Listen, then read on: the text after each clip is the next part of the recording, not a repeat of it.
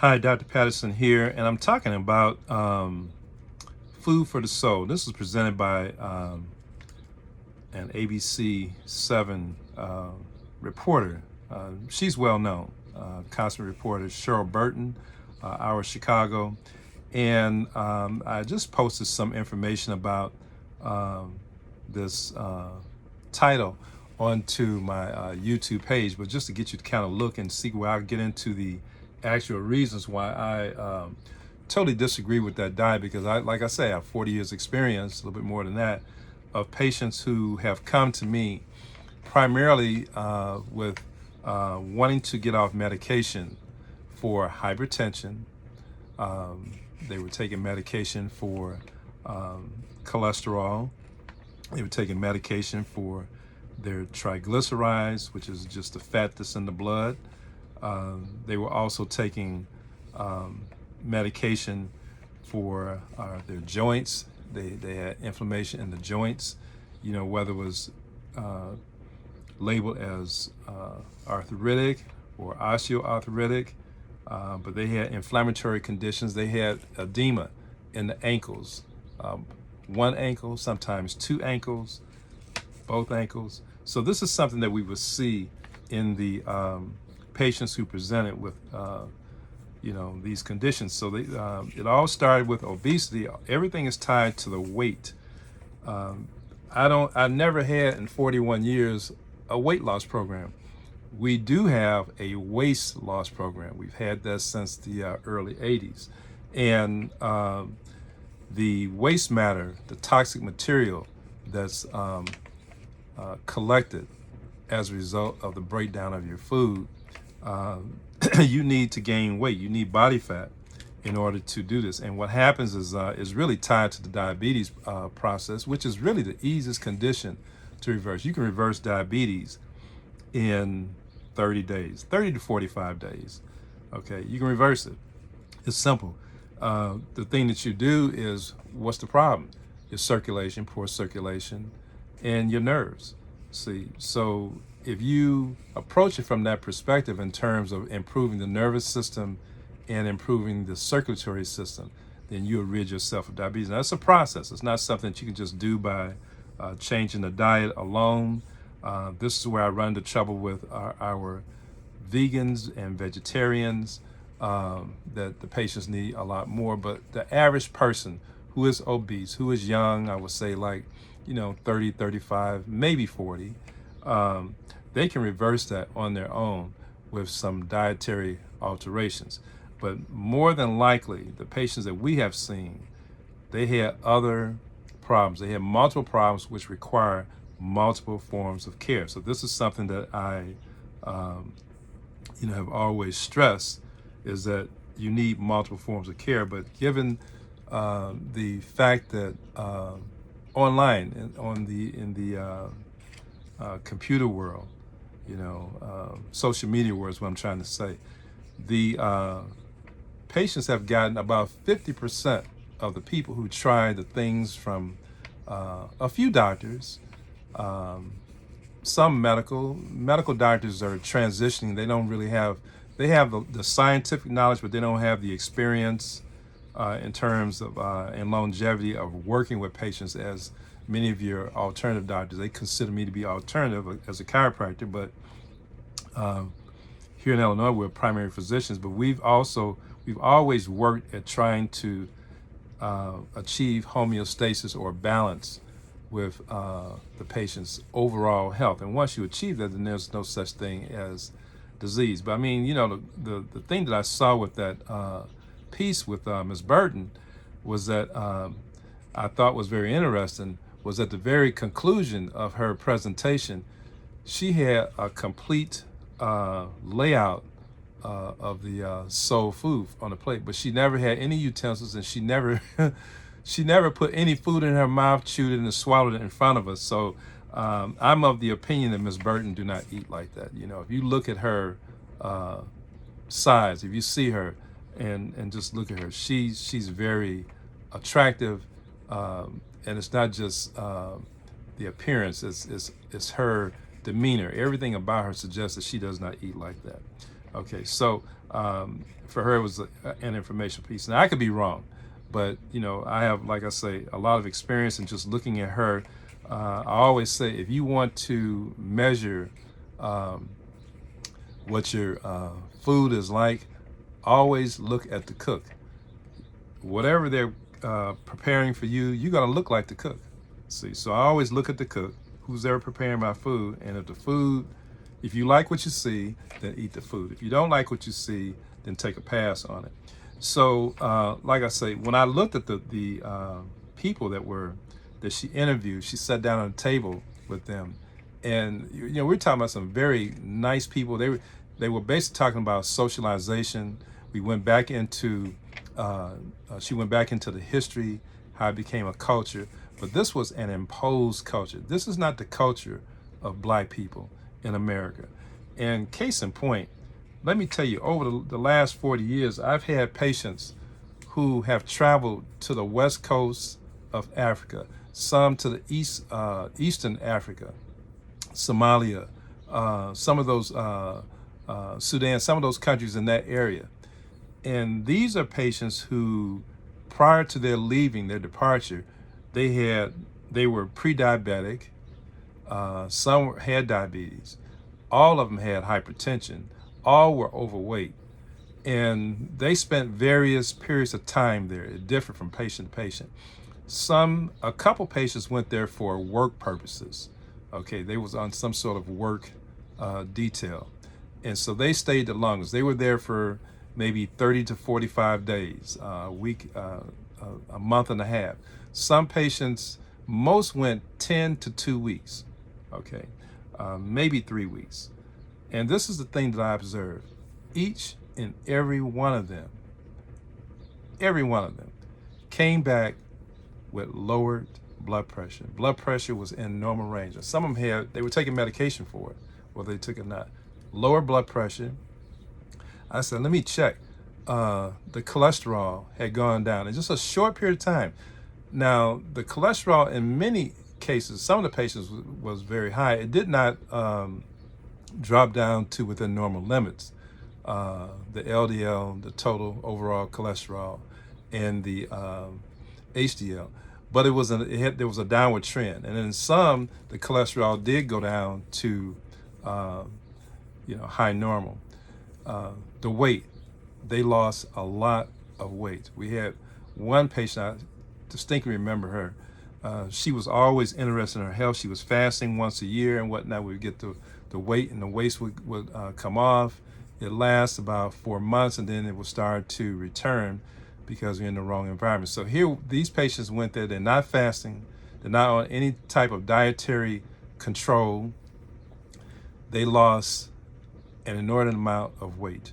And so this particular patient I'm speaking of, she was there for 6 weeks. She came back, and I just really could not believe what I was seeing. She had dropped so much weight, but more importantly, her skin and her complexion. It didn't suggest that here, we have people who take weight loss drugs. They don't look good in the face. Everything about her was all in proportion. Her body, in terms of weight loss, was all in proportion with her upper and lower extremities, her abdominal mass and whatnot. It was amazing how she looked. Her hair had grown. Her nails had grown. That was the first thing that women notice, is their hair and their nails and their skin. And that was a tremendous improvement. We had another young man who went for religious something they were doing with their church or what have you, and they were going there for religious reasons.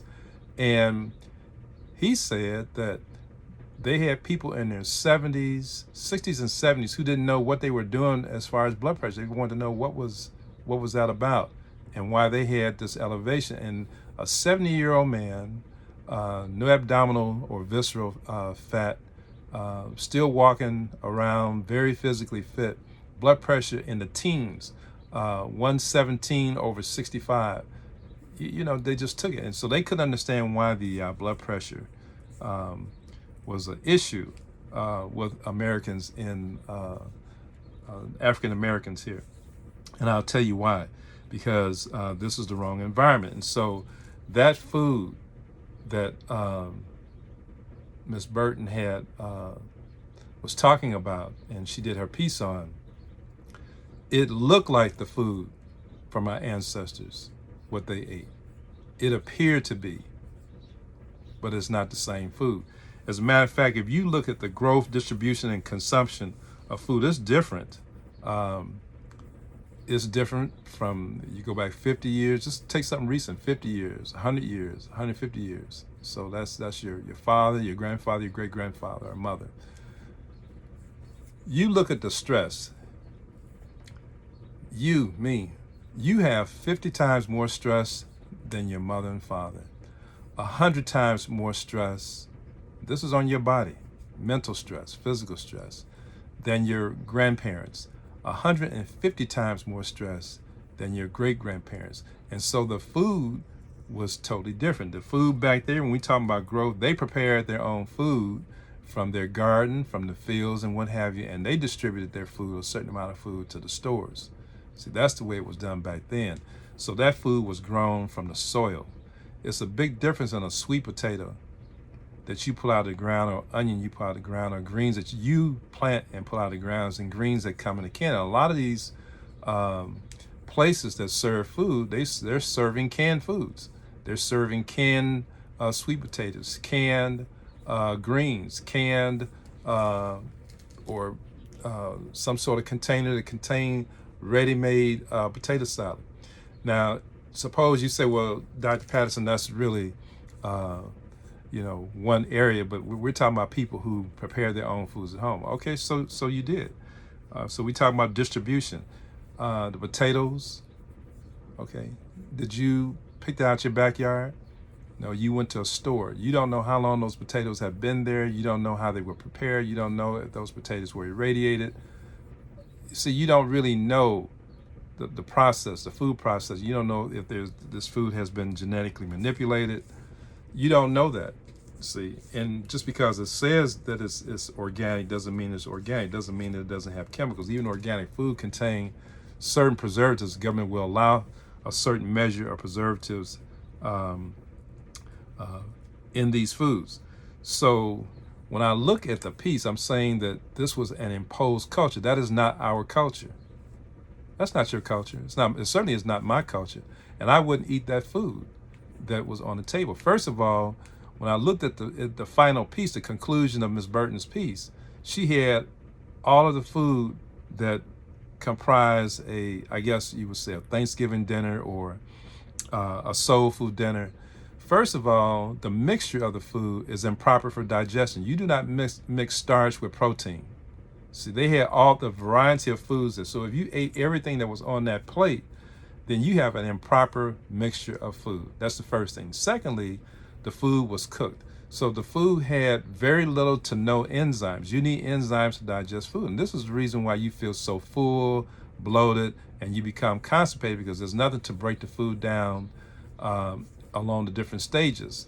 Okay, so you basically start digesting food in your mouth. Okay, so we say we're going to break down certain starches because you have amylase in the mouth and the salivary glands.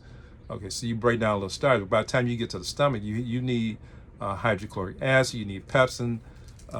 These are enzymes to help break down protein. Do you have it there? Nope. How many people are taking medication for reflux? See, and you're going to force feed yourself during these holidays and social gatherings. See, and then take the medication, proton pump inhibitors. This is basically what people take.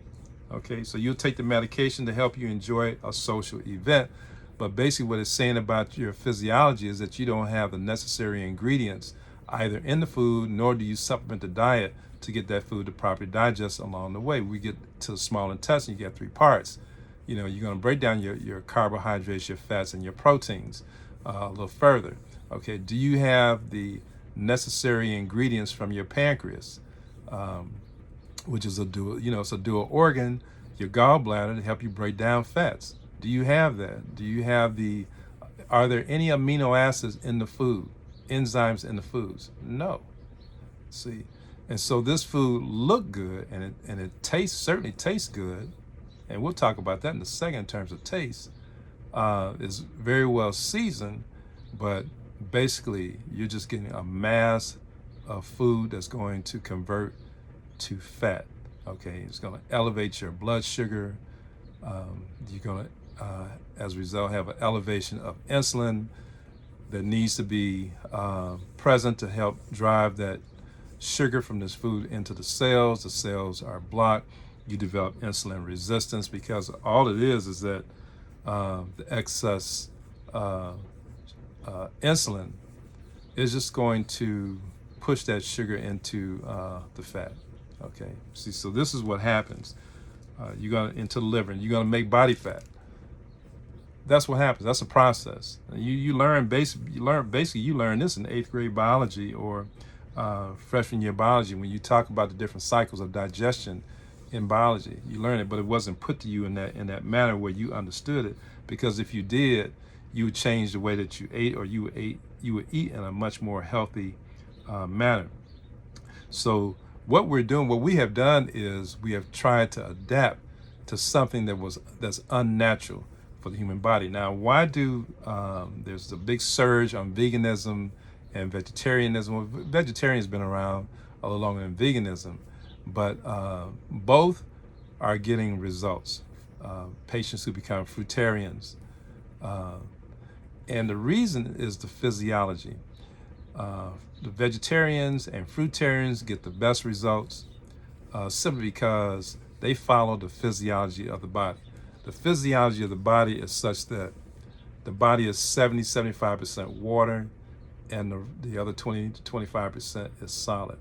So when you feed the body basically a fruit diet, vegetable diet, you're looking at 90% water in the contents of this food. See, and so as a result, you're going to lose weight or waste.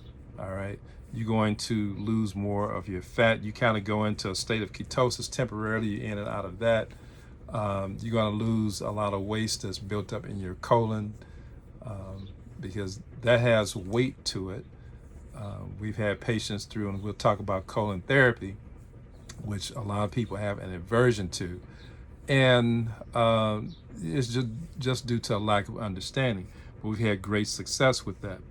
But there are many reasons why, like I said, when we talk about the growth, distribution, and consumption of the food, that's different than it was just 50 years ago. Now, I'm going to tell you something about cancer, okay, because all this is going to lead to some form of cancer, whether it's, some kind of cancer like leukemia or the myomas, your soft tumors, or it's going to lead to the hard tumors like breast cancer, colon cancer, your main cancers, prostate cancer. They form hard nodules, hard growths. Okay, so the food is quite different. As a matter of fact, the medicines are different for those. But what we found was that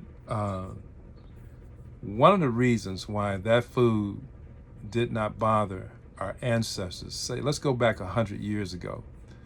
Okay, so 100 years ago will put you at 1924.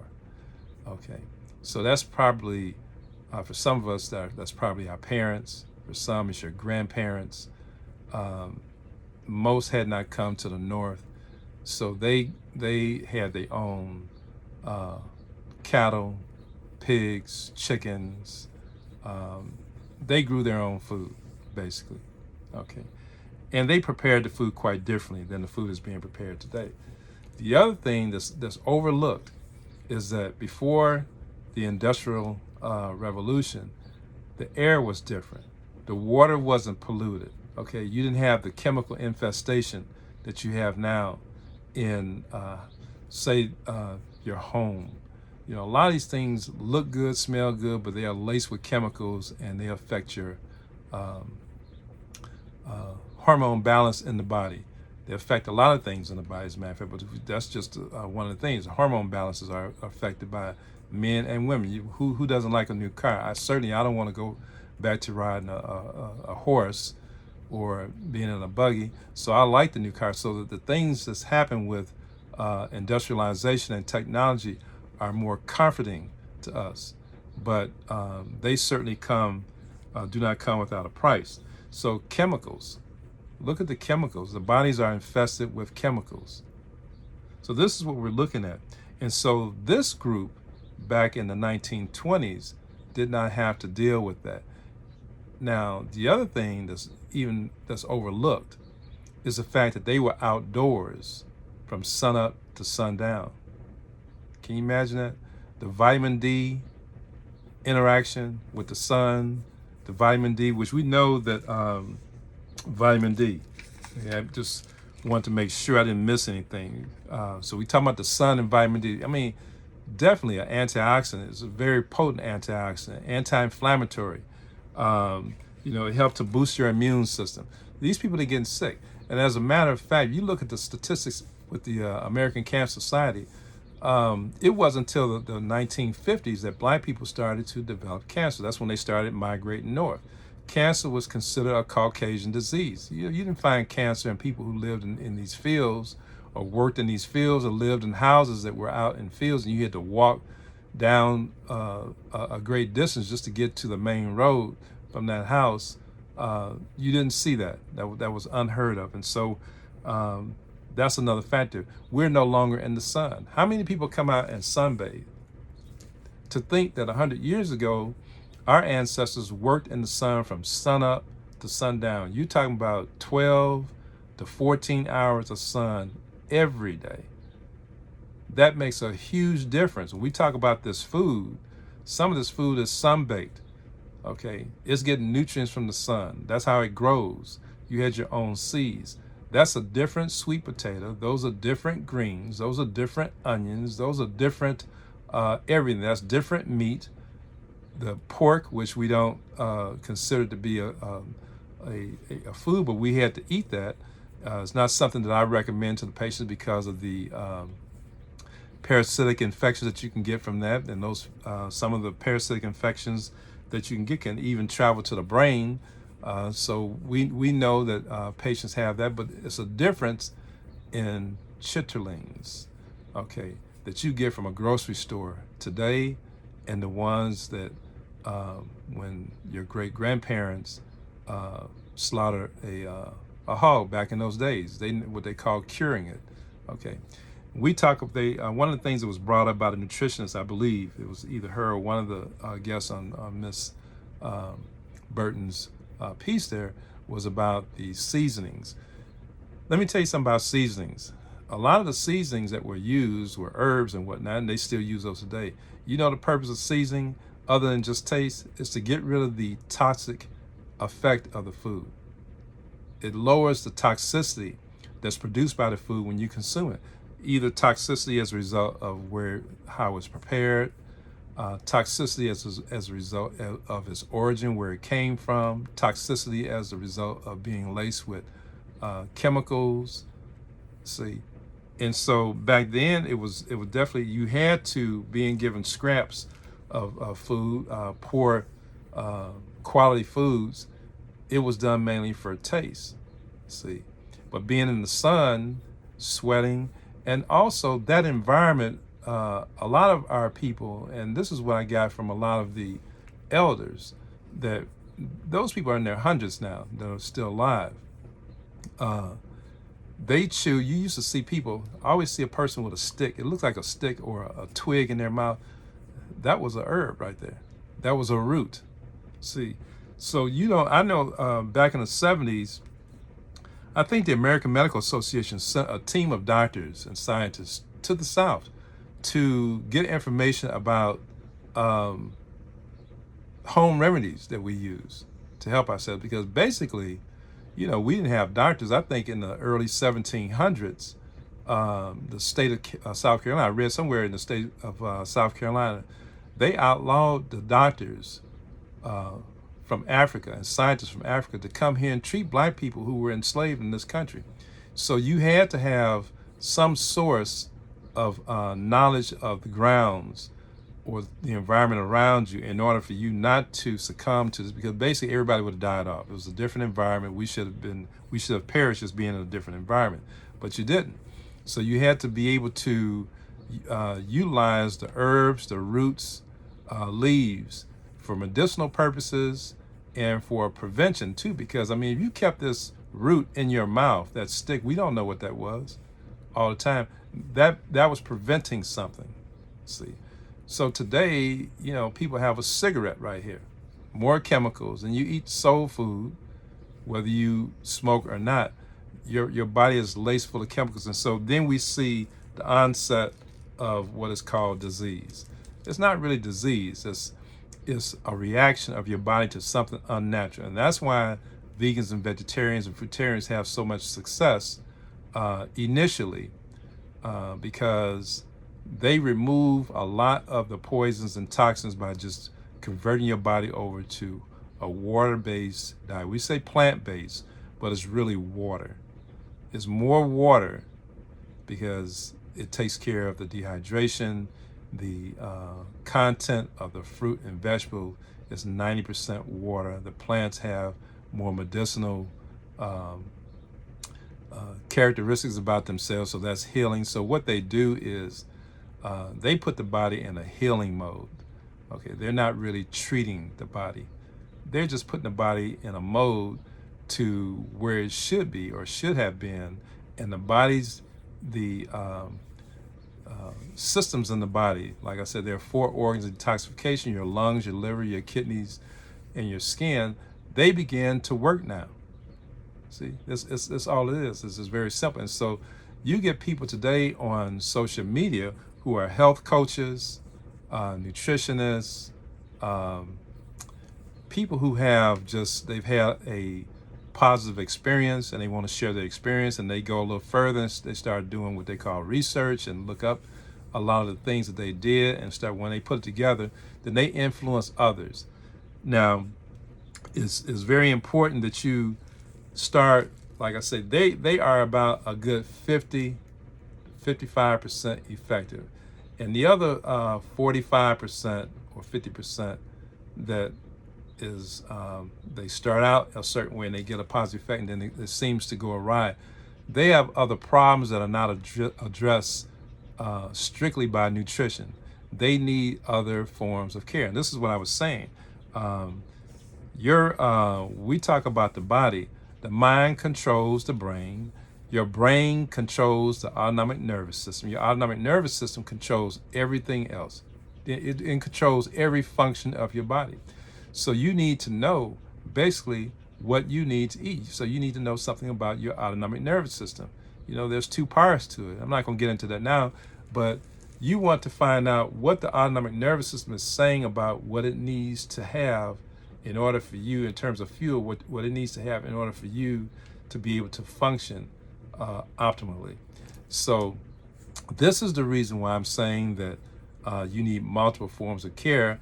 And we know from statistics that 87 to 89% of the patients who start out make this change to vegan vegetarianism, they go back to eating meat because they have not figured out what the nervous system is saying about you. You don't know what your nervous system is saying. See, and so when you find it out, you'll find out that everybody cannot be a vegan or vegetarian. Everybody cannot be follow a carnivore diet, because all of these diets work, but they work for different people. And what you're doing is you're doing things backwards. You're trying to figure out how to eat, not knowing and what to put in your body, not knowing basically what the body is saying that it wants. Which part of your nervous system is more dominant than the other? Are you balanced? Are you a mixer? Some people are mixers. These are the people who are vegetarians, fruitarians, and every change of season, they have to have some protein from a meat source. See, supplements won't do it. Those are mixers. So we're talking about parasympathetic and sympathetic nervous system balances. But in the middle, it might be a change in the season that causes a change in the food that would cause this mixer to desire to have meat. You have some people who are simply sympathetic dominant. These are your fruitarians and vegetarians. Now, vegans, they all basically have deficiencies. Like in your vegan diet, there's some, when I looked at it, I mean, the veganism started back in the mid 40s, I believe. And they have some religious reasons, basically, for their process, the way they consume foods. Most of it is due to not harming animals, so there are no animal products. Even with the wearing of clothes, certain clothes come off animals. But believe it or not, they have a lot of nutritional deficiencies, like their omega-3s, their B vitamins, especially B12. Vegetarians have B12 deficiencies, tryptophan and iron. So this has to be supplemented. What happens is that depending on where you live, what area you're in, your food might change based on whether or not that food is available. And so, the fortunate thing about America is that they bring in food from all over the world, but the food is designed to make sure that you can eat year round. So you don't have to eat seasonal foods. You can eat foods that are out of season based on the weather here. But if that's something you desire, you can get it. It may cost you a little more, but you can get it. The problem with that is that your body, they haven't looked at how the body adapts to environmental changes. And this is the problem that has happened with slavery. Our bodies are actually trying to adapt to this artificial, low-grade type of food, and it is exhibiting these symptoms, brain deficiencies. Okay, so you look at a lot of your neurodegenerative disorders as a result of starvation from the brain, too much sugar. I put this down. I wanted to write this down so I can give this information to you. What is it about sugar? And I'm going to get back to that. What is it about sugar that it seems to be a problem? Okay, because they're saying, and I agree, to get off processed foods because of the high sugar content. The high fructose corn syrup, which is one of the worst types of sugars that you can put into the body. Well, just look at sugar. Sugar contains saccharin. You can look this up. Okay. Sulfur dioxide, methyl and ethyl alcohol, hydrochloric acid, benzene, and acetic acid. Acetic acid is vinegar. Okay, but the one I'm going to talk about, just this one, is benzene, because when you take inorganic organic chemistry in your laboratory, you're going to deal with benzene. Benzene is something that you use to get water out of the glass containers that you use, a flask or whatever it may be. And so you clean it out, you use your water, but you actually rinse this in benzene, which is a very aromatic compound. It can cause cancer, namely your soft tumors like leukemia, anemia. You might have symptoms of convulsions, vomit, irritation. So the funny thing about it is that you will smell this stuff. Now I understand that people are wearing masks. Some people wore masks back then, but some of us didn't wear masks. Okay, it's an increase in your heart rate, but it can cause cancers. It's been known to be a cancer-causing substance. But these things that I named is in sugar. Okay, so it's not just the sweetness of it that's causing a problem, or the glucose effect. Going through the different cycles of digestion and the different cycles in the body, where the body is going to try to repair itself. We repair ourselves. Like every 2 seconds, your body is detoxing itself. This inhibits detoxification. These are chemicals that has to be gotten rid of, and your body can't get rid of it fast enough. So that's the thing on sugar. Okay, and so, we look at some different things that have taken place as a result of this consuming what we call soul foods or culture. That is definitely not your culture. Okay, so our food, the animals were not, concealed in some sort of condition where they were crowded together and whatnot. There was care there. So we looked at CAFOs, that's the concentrated animal feeding operations. If you see the animal, the way the animals are housed and fed, and you wouldn't eat any meat whatsoever. Okay, And I saw, just from a personal note, I'm going to conclude in a second here. I saw a program back in a time where we only had a few stations on TV. It was all black and white. And this was before we, the color and everything like this here. But believe it or not, WTTW, I believe it was WTTW or Channel 26, had a special on cattle. And when I saw what was being done to the cattle, I lost my appetite for meat. I must have been about 14 or 15 when I saw this. I was just in high school. And I started to question, this eerie feeling came over me every time I consumed it after seeing that program. And then I just abruptly stopped because it made me sick to my stomach to think that this is what was happening to animals, and I couldn't. I'm going to consume this here. So that happened. And so what happens to a lot of people that become vegan or vegetarian or fruitarians, they have some sort of experience. See, and whatever the experience was, they were able to stop cold turkey. That person will never go back to consuming meat again. I'm just using meat as an example, but they don't consume meat. They may not consume dairy, fish, chicken. You won't ever get them to go back to that unless it's a matter of life and death, and they will have to consume it if they wanted to live.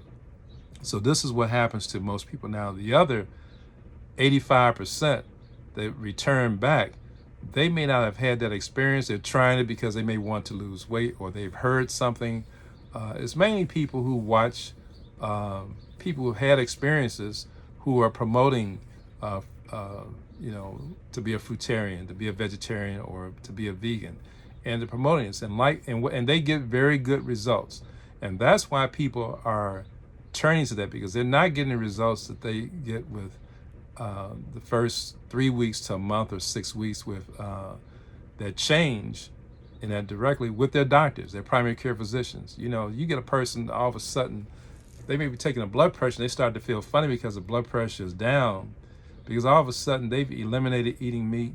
They're basically on a water-based diet. It may be plant-based, so it's water, fruit. Okay, they may be doing some fasting. They may have noticed that they sleep a little bit better. They're not on the CPAP machine, or they're not on it as often. They may notice that they can walk a little bit faster. Their joints don't hurt nearly as bad as they were hurting before. So this is enough to make this person stick with the program. Ultimately, they may have some problems that cannot be addressed by nutrition alone, and that's where I come in. We've always put these patients on these programs with their diet, but they're specific to that patient's physiology. So you have to understand that, and we've always stated that there are 4 phases to disease, and I don't like to look at these as diseases. They're symptoms or dis-ease as a result of an improper mixture of substances that don't agree with the body. But when you get these or contract these conditions, okay, that group of patients who were, for whatever reason, became a vegan or vegetarian, they're in the first and second stage of disease, which we know is to be energetic and physiologic. So they're like 4 stages of disease. And the first 2 stages you can actually handle on your own. As a matter of fact, you may not even know that you're sick. But any type of alteration in your nutrition will produce a radical change the longer you stay with it. And when that become a lifestyle, like I said, you won't ever go back. And this is usually people who have had some sort of emotional or traumatic event that occurred in their life, and they made this change. They're never going to go back. And the people who are the majority, that other 50%, 55%, they fall into the category of pathophysiologic or pathologic portion of disease. They need multiple forms of care. They may even need surgery. And that's why one of the models that you see in chiropractic offices, it says chiropractic first, drugs second, and surgery last, because some patients will require surgery to live or to get better. They may require certain medications necessary for them to live, necessary for them to allow us to do our job until we get to a certain point where the medication is no longer needed. They may have to have our care pre and post surgery. You know, they may have to recover from the surgery. They may have to go into the surgery with a better presentation, a little bit more healthy. See, and even some of our oncology patients, the patients who are going for oncology services, the patients do better when they take about 6 months and prepare themselves. Even the ones going for surgery, if they prepare themselves, give themselves 6 weeks to 6 months prior to going into this form of care, the outcomes are typically much better. Not 100%, but it's in the 80 percentile, okay, rather than a person who is not in good condition and they just go into this. So this is something that you want to look at. But I just had to speak on this here because I'm not a proponent of soul food, simply because I do know and have an understanding of the history and the differences based on the production of this food, the transportation of this food, the science of growing the food, the location, the topography, and you're not in control of it. So you don't know what you're getting. Okay, it's just that it's more of an imposter. It looks like something that your great-grandparents ate and prepared, and you want to continue because it makes you feel good. And so you don't know the effect that food scientists have on this food. They can make that food smell and taste like something that you just can't. It tastes so good. It's like this. What's the term? To die for. Well, you don't want to do it. It's certainly going to kill you. But the thing of it is, it's chemically laced. Okay, so I had to give an opinion on that. It's no reflection of Ms. Burton. I think she's tops. It was just a story, another piece, another story for her. And of course, she did a magnificent job. But the people need to know that this is not the way to go. We're going to have to go back.